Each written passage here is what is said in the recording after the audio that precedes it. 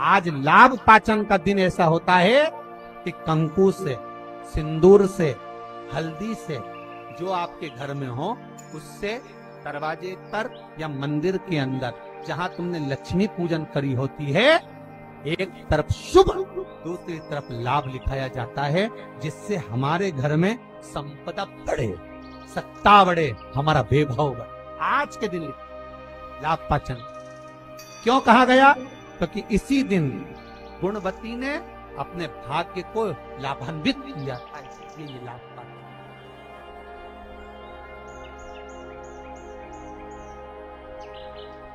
बहुत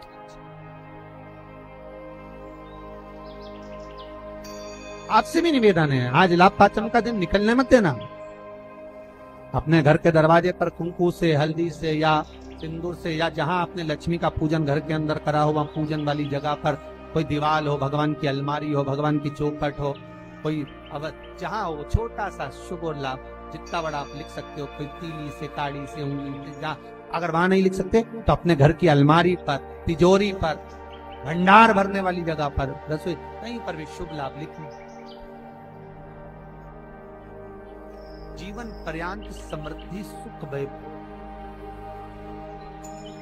तो नियम बना लो कि दीपावली के बाद लाभ पाचम के दिन हमको शुभ लाभ लिखना है। आज ही का दिन होता है। आप लोगों को तो मालूम होगा, पहले के समय में दिवाली पर ये जो गल्ला व्यापारी है ना महाराज, इन लोगों की छुट्टी हो जाती है। पटवाल जी, ये गल्ला व्यापारी जो होते हैं ना, सारा व्यापार की छुट्टी हो जाती है। तो गल्ला व्यापारी जो होते हैं, कपड़ा व्यापारी होते हैं, नया काम जब चालू करते हैं तो आज ही के दिन से करते हैं, क्योंकि आज के दिन इनकी बही खाते की वापिस पूजन होती है, गल्ले की पूजन होती है, व्यापार की पूजन होती है, क्योंकि आज के दिन से जो करा हुआ जाता है वो आगे तक बढ़ जाता है, तरक्की की। वकील, ये जो जितने अपने ये जीवन बीमा निगम करने वाले होते हैं, या LIC वाले होते हैं, या गाड़ी वाहन वाले होते हैं, या अन्य जितने भी होते हैं, इनको आज के दिन अपने काउंटर पर, अपनी पेन पर, लीड पर जो काम करते हैं वहां पर शुभ लाभ लिखना जरूरी होता है। कई लोग बाहर रहते हैं, नहीं लिख पाते, तो एक कोरे कागज पर कुंकू से शुभ लाभ लिख लो और वो घर पर जाकर बाद में चिपका दो। पर आज के दिन शुभ लाभ जो लिखा जाता है वो जीवन पर्यंत सुख समृद्धि में कमी, आनंद देने वाले। इसी तरह जैसे तांबे की प्लेट में रखा हुआ चंदन, तांबे की प्लेट में अगर चंदन रखा है और वो अपन ने लगा दिया तो वो चमड़े के बराबर हो जाता है। इसलिए तांबे की प्लेट का चंदन किसी को नहीं चढ़ाया जाता, किसी देवता को नहीं लगाया जाता। पंचमी के दिन 5 दीप भगवान के सामने प्रज्वलित कर कर अपने दरवाजे के पास में बाहर की ओर रख देता है। उसके घर में कभी रोग, बीमारी और लक्ष्मी की कोई कमती नहीं होती, उसका जीवन सार्थक हो जाता है। कई बार शिव जी के ऊपर, भगवान के ऊपर, आपके घर के मंदिर में कई बार कई लोग जो पुष्प चढ़ाते हैं, वो पुष्प चढ़ाने का तरीका भी लोगों को नहीं मालूम। जो फूल चढ़ाते हैं वो कई बार देवता के ऊपर रख देते हैं इस तरह से। भैया, शास्त्र कहता है जिसके ठाकुर जी पर, जिसके मंदिर में, जिसके देवी देवता पर अगर पुष्प को उल्टा रख दिया जाए तो जितने शुभ कार्य हमारे घर में होने वाले रहते हैं वो सारे टलते चले जाते हैं। आज की जगह कल, कल की जगह परसों, परसों की जगह नरसों, नरसों की जगह खरसों। तुम करके देखना, अपने आप शुभ कार्य टलेंगे।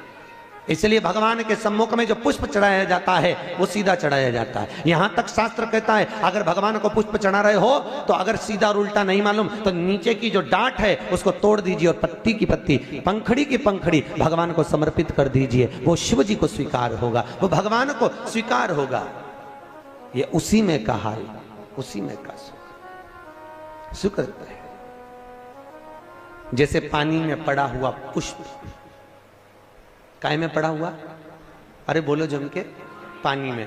कई माताओं की आदत रहती है, हमने कई कई ब्राह्मणों को भी देखा, कई कई लोगों को देखा, क्या करते हैं, कमंडल ले जाते हैं, कमंडल डोलची, कमंडल में पानी रहता है, एक बाल्टी में पानी रहता है और पेड़ पे से तोड़ तोड़ के उसमें डालते रहते हैं। फूल को तोड़ा, उस बाल्टी में डाल लिया, बाल्टी में पानी है, उस पानी में फूल डल गया।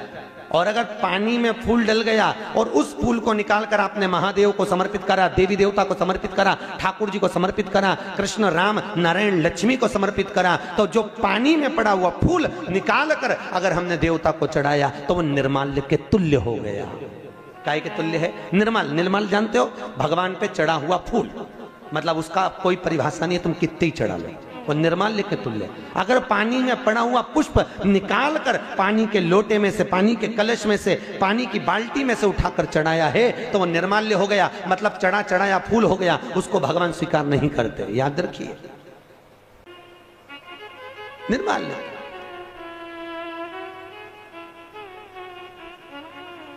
भगवान शिव कहते हैं तुम्हारे पास में कुछ नहीं है, पूर्णता का समर्पण, पूर्णता। पर आज के जमाने में लोग पूर्णता देते कहां हैं? एक बात बताओ, भगवान के मंदिर में नारियल फोड़ा, राम जी के मंदिर में, हनुमान जी के मंदिर में नारियल फोड़ा, और वो नारियल फूटने पर अच्छा निकल गया तो भगवान ने स्वीकार करा कि नहीं करा? अरे बोलो जम के, अच्छे से बोलो। करा? अच्छा ठीक है, आप बोल रहे हो करा, शिव पुराण करे ही नहीं करा। अगर नारियल फोड़ने पर राम मंदिर, हनुमान मंदिर में, देवी मंदिर में नारियल को फोड़ा और फूटने के बाद अगर वो नारियल अच्छा निकल गया, उसमें से थोड़ा सा टुकड़ा तो तुमने भगवान को चढ़ाया, बाकी का सब घर ले जाके चक्कू से निकाल निकाल के खा गए। और मान लो वो नारियल फूटने पर बेकार निकल गया तो तुम उसको घर ले जाओगे? नहीं। क्या करोगे? जब हनुमान जी की परिक्रमा कर रहे होगे तो नारियल को वहीं पटक दो। तो भगवान शिव की कथा कर रही है कि भगवान शंकर को पूर्णता का भाव चाहिए। बेलपत्र दो, पूर्ण दीजिए, पुष्प दो, पूर्ण दीजिए, जो कुछ अक्षत भी दे रहे हो तो पूर्णता में दीजिए। भगवान को अधूरा समर्पण नहीं चाहिए। शंकर जी की तो केवल एक अपूर्णता है, वो परिक्रमा है। देखिए शिव जी की परिक्रमा कितनी होती है? आधी, पूरी नहीं होती। वो भी क्यों होती है आधी? ये शंकर जी ने गड़बड़ी कर दी थी ना। बड़ा जो बेटा था वो माँ को प्रिय था और छोटा बेटा, अरे बोलो तो, बाप को प्रिय था। अब शंकर भगवान बड़े आनंद में, अभी उन्होंने क्या करा, शंकर जी को गणेश जी से बड़ा लगाव हो गया था, बड़ा लगाव एक बार बहुत। और भगवान भोलेनाथ जी ने कहा जाओ, जो पृथ्वी की पहले परिक्रमा कर कर आएगा उसका प्रथम गिनती में गिना जाएगा। कार्तिकेय तो गए मोर पर, गणेश जी बैठे चूहे पर, और माता पिता की परिक्रमा लगा ली। अब माता पिता की परिक्रमा लगाई तो शंकर भगवान को हंसी आ गई, और शंकर जी ने रोक कर कहा बेटा क्या कर रहे हो? भोलेनाथ जी से कहा पिताजी मैंने आपकी परिक्रमा लगा ली, तमेव माता च पिता तमेव बंधुश्च सखा तमेव, मैंने आपकी परिक्रमा लगा ली, मतलब मेरी पृथ्वी की परिक्रमा हो गई। तो भगवान भोलेनाथ ने कहा गणेश मैं तुझे प्रथम गिनती में गिनता हूं तो पहले पूजा जाएगा। जैसे ही भगवान शंकर ने बोला, माता पार्वती सिंहासन से खड़ी हो गई। पार्वती सिंहासन पे से जैसी खड़ी हुई, थोड़ी देर में कार्तिकेय बाबा आ गए, और कार्तिकेय ने आकर कहा वाह माँ, वाह माँ, गजब करा तुमने, छोटे भाई को प्रथम गिनती में गिनवा दिया और मैं बड़ा बैठा ही रहा। मैं तो परिक्रमा करने गया था माँ, परिक्रमा गणेश ने करी वो तुम्हारी करी, पर पिता के वचन को अगर निभाया तो मैंने निभाया है कि जो पृथ्वी की पहले परिक्रमा कर कर आएगा वो प्रथम गिनती में गिना जाएगा। मैंने पृथ्वी की परिक्रमा करी है, माना आप माता हो, माना आप पिता हो, पर गिनती तो वही कराई जाए। मां आज मेरा अपमान हुआ है। कार्तिकेय जी ने कहा, जगदम्बा खड़ी होकर बोली भोलेनाथ मैं आपसे वचन लेती हूं, आप भोले हो, आप दयालु हो, आप करुणा सागर हो, जो आपकी परिक्रमा लगाएगा आप उसको हर कुछ दे दोगे, इसलिए आज आपसे वचन लेती हूं कि आपकी परिक्रमा जिंदगी में कभी पूरी ना लगे, जो लगाए उसे हत्या का दोष लग जाए। शिव जी ने कहा तथास्तु, तथास्तु। उस दिन का नियम है, शिव जी की परिक्रमा आधी चालू होकर आधी में पूर्ण हो जाती है, पर बाबा भोलेनाथ जी की परिक्रमा पूर्ण नहीं होती, क्योंकि बहुत सरल देव है साहब बाबा भोलेनाथ, बहुत सरल, बहुत सरल। कितना सरल देव। आपके यहाँ कोई ऐसा देवता बताओ, राम जी के ऊपर दिन में 2 बजे जाके पानी चढ़ा के बताओ, भगवान विष्णु पे देवी जी के मंदिर में जाके चढ़ा के बताओ। केवल एक भोलेनाथ जी आराम से बैठा है, जब तू घर में फ्री हो जाए तब लोटा लेके आ जाना, जब तू फ्री।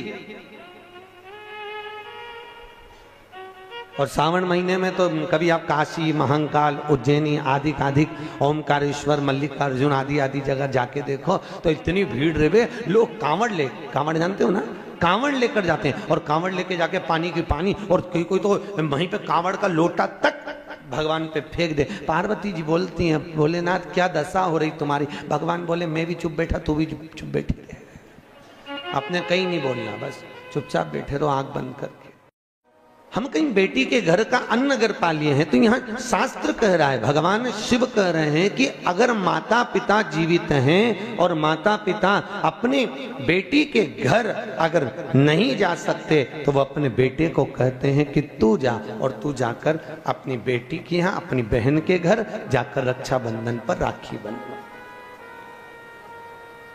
जाओ तुम जाओ। बहन भाई के माथे पर, अरे बोलो तो, तिलक कर लो। आप लोग भी तिलक करते हैं। तिलक क्यों किया जाता है? तो कहते हैं ये तिलक हमारे यहाँ शुभ कार्य का प्रतीक है। पर तिलक प्रतीक है, पर जो चावल हम तिलक में लगाते हैं ये क्यों लगाते हैं?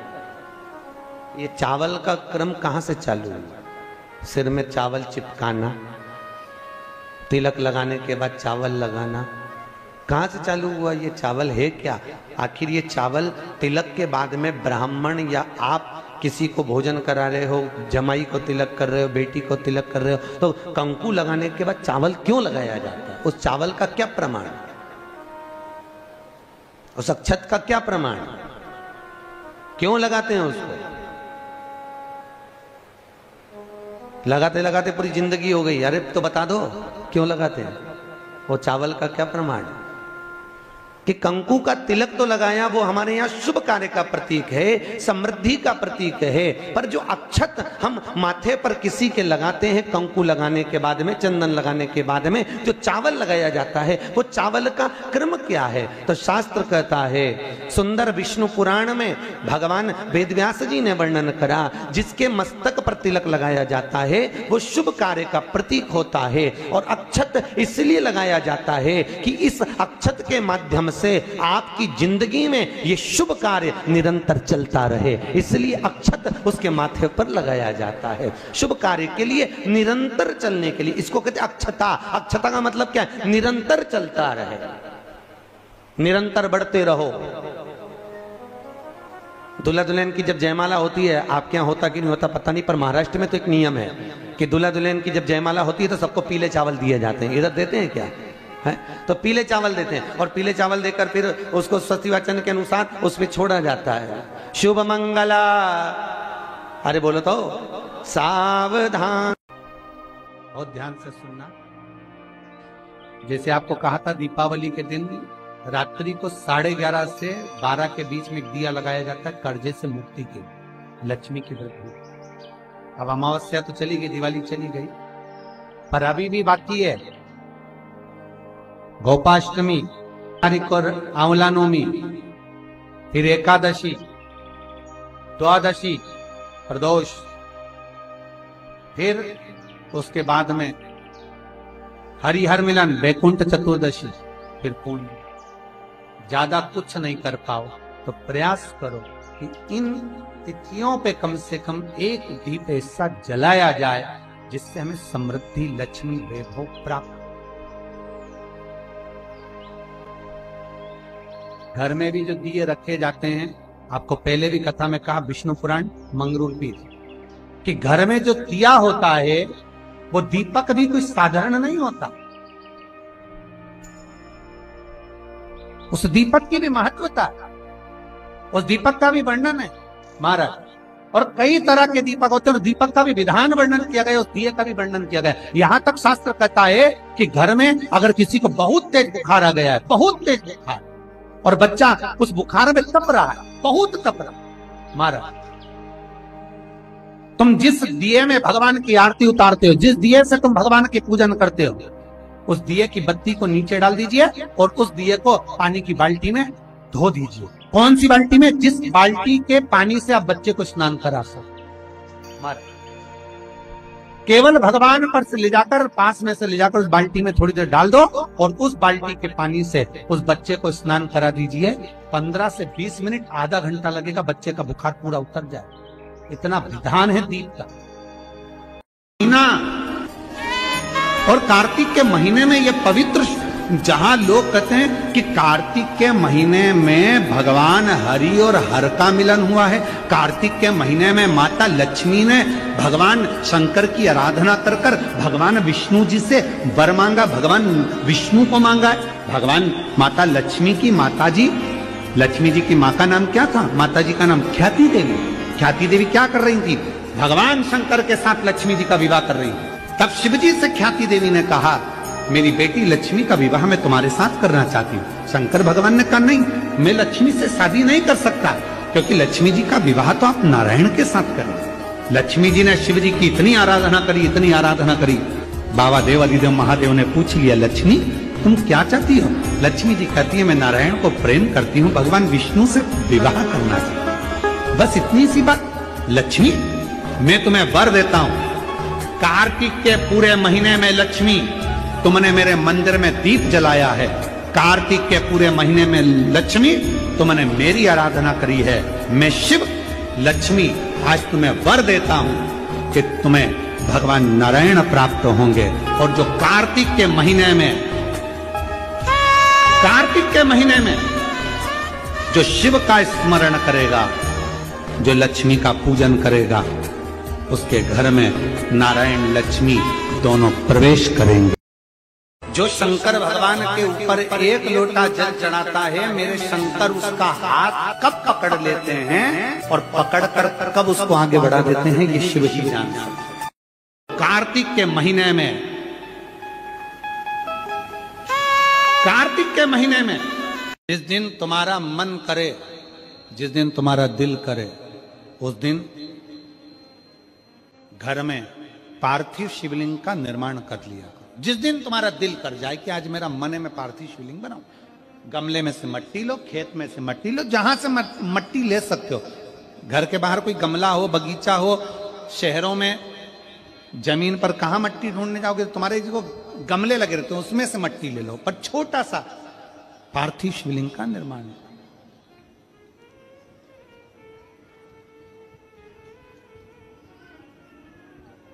समझ लेना जरा, तुमने पार्थिव शिवलिंग बनाया, जलाधारी बनाई,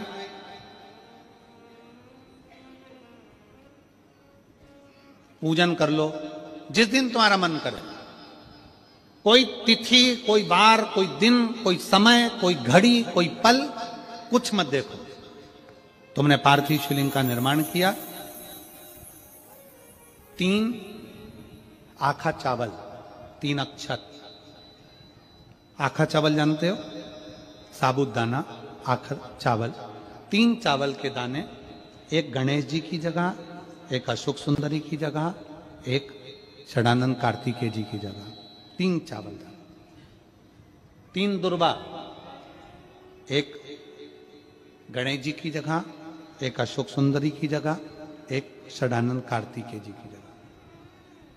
3 बेलपत्र, जहां पर माता पार्वती जी का आपने ये जलाधारी बनाई है, उसी जलाधारी पर यहां से पानी बहता है, इसके ठीक विपरीत में यहां 3 बेलपत्र, तीनों रख दीजिए।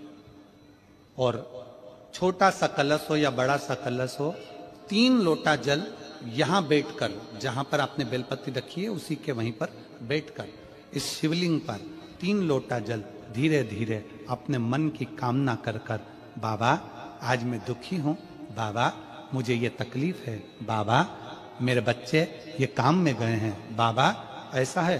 3 लोटा जल बाबा को धीरे धीरे अपने भाव कहकर, फिर तुम्हारे पास में जो पूजन का सामान हो वो चढ़ाकर बाबा की आरती कर कर दिया लगा दो। जब दिया ठंडा हो जाए उस शिवलिंग का विसर्जन कर दो। आप पाओगे, आपने अगर 2 या 3 बार कभी भी तुम्हारा मन करा कर लिया, आपको खुद लगेगा कि मेरे घर में संपदा कैसे बढ़ रही है और कार्य कैसे सिद्ध हो रहा है। शिव आराधना में भगवान शंकर की, शिव भक्ति में भगवान शंकर की अविरल भक्ति में पार्थिव शिवलिंग का निर्माण और पार्थिव शिवलिंग की पूजन हमें बल प्रदान करती है।